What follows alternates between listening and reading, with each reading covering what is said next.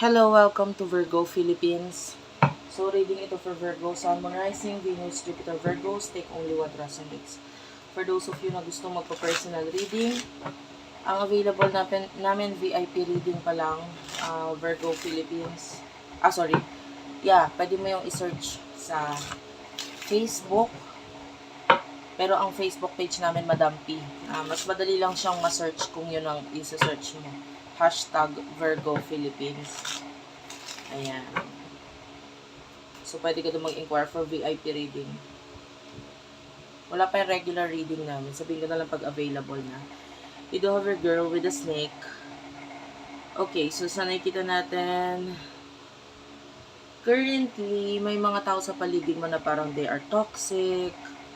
No, pwedeng nakakausap or nakakasama mo tong tao na to with the talking or continuous yung pagiging, sabihin na natin pakikipagplastikan mo dito sa mga tao to. The dragonfly. Kasi hindi mo naman sila basta-basta pwedeng itaboy. Or, nakikita natin parang wala nang naitutulong para sa yung maganda. But then, masyadong, pwedeng may mga reason ngayon for you not to do such act, no, na pwedeng padalos-dalos or whatsoever. So, ngayon may mga kailangan ka pang ayusin or kailangan, you do have here the chaser. I don't see this as anything na makaka-affect sa sa'yo ngayon. You're chasing your dreams. This is a positive chasing kind of energy. You're chasing your dreams. No? And I feel like nandito yung focus mo. And kung meron mang mga bagay na inaalis mo yung focus mo doon, maybe these are things na parang hindi makakatulong para sa'yo. Okay? So, who is this person? Nakakonect mo pagdating sa love.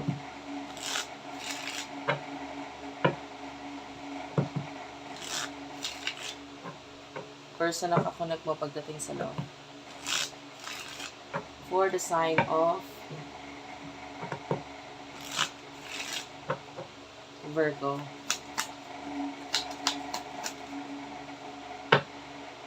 Person nakakonect mo, you do have the engagement ring,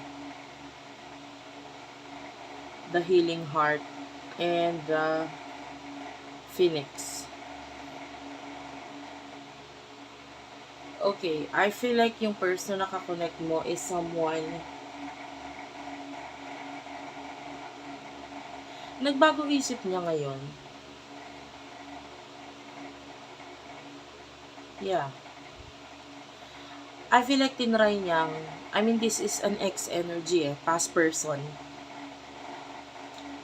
Tinry niyang hanapin yung mga kulang niya sa ibang tao.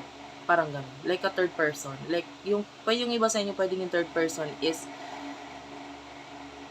nahuli dumating or ikaw yung mas nauna dito sa taong to. Like, it's kind of like third party situation. But I don't know. Itong nakukuha natin, may partnership sa inyo na itong person na to. But, it's just that, nababalik-balikan ngayon ng person na to or naaalala niya, ngayon naiisip yung mga nangyari sa inyo in the past.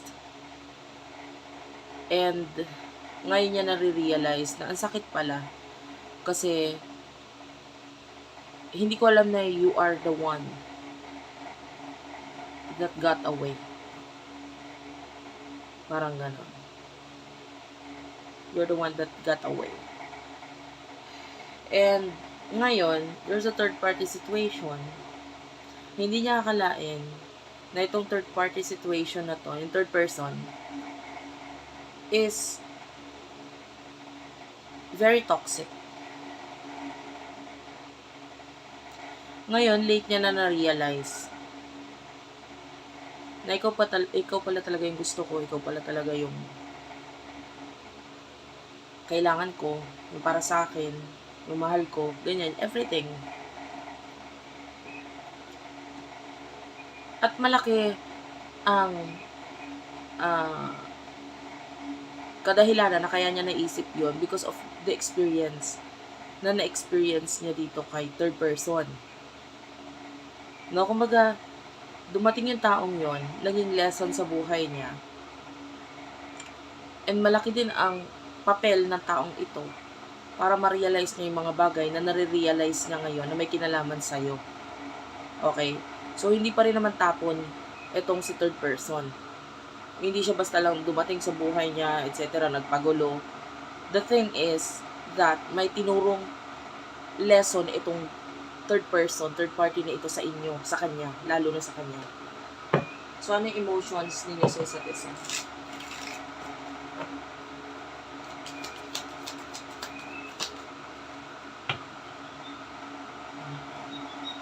You don't have your passion, so you love the person. Healthy choices. Pero ngayon, focus mo sarili mo. Mahal mo yung tao, pero focus mo yung sarili mo, you know. And you do have here the hammer.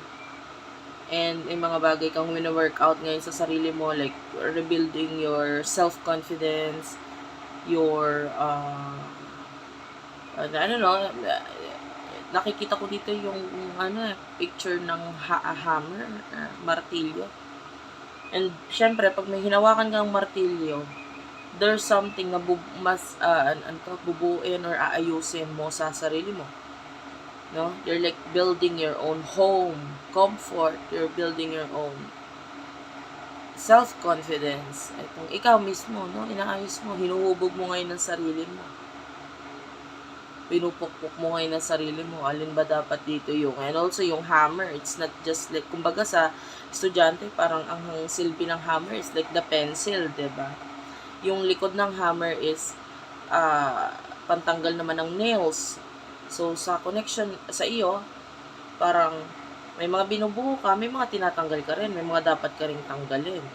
Na kasi, hindi naman nga nakakatulong. So, you're focusing on that, fixing yourself, things around you, etc. So, ano yung emotional person na ito for you? Emotion niya para sa'yo, you do have your addiction and the runner. So, yung person na to is kind of like being obsessive. Obsessive in a way na parang, obsessed nakakaisip sa itong taong to. Taas lang talaga ego niya. So, you know, don't expect anything yet from this person.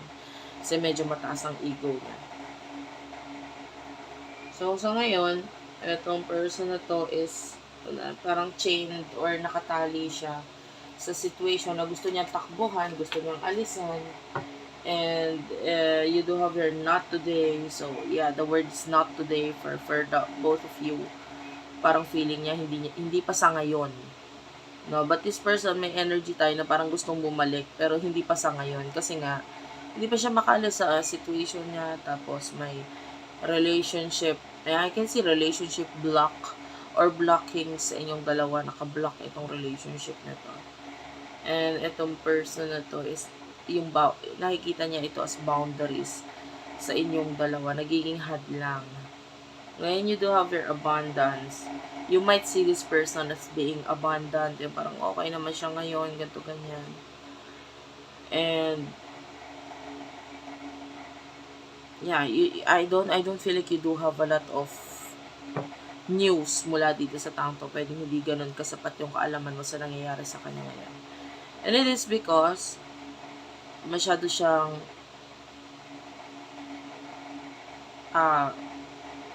sabihin na nating matagong tao, like Plutonian yung energy niya. The planet of Pluto, pinakamalayong planet yan. So it's like this person is being like a Pluto. Malayo siya, parang wala ka masyadong alam or nakikita sa kanya whatsoever. Pwedeng hindi rin naman siya ganun ka po sa online. So what will happen in the near future for the both of you? Seduction is here. What's with the seduction? Ito lang ang kukunin ko, the other one dito sa person mo. You do have your not enough and ascending. Mask and soulmate. One more card. The Grim Reaper. I feel like itong connection mo is, this is your soulmate, itong person na to. But there's a third party interference or may third person na involved sa inyong dalawa, so parang wala kayong choice kundi in the near future to hide all the feelings na nararamdaman nyo para sa isa't isa.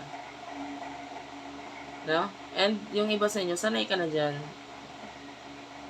Okay ka na. Sanay ka na. Natutunan mo na how to control these feelings. Yung person na ito, is not yet ready. I can see na hindi pa enough yung kaalaman na natututunan niya doon sa kanyang third person. So, I can see na walang nangyayari sa connection. There's no second chances sa inyong dalawa. Kasi yung person mo mismo, meron pang mga kailangan pukpukin sa buhay niya. Ayusin sa buhay niya. Then, ikaw naman,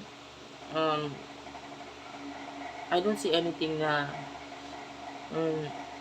other than this, kumaga wala na akong nakitang near future for you. Basta nakikita natin kung ano yung concentration mo ngayon, sige lang, ituloy-tuloy mo lang. Wala tayong nakikitang advice or whatsoever. What I see is that you're on the right path. And, yeah, I feel like may kinalaman dito sa friendships. So, just continue on that.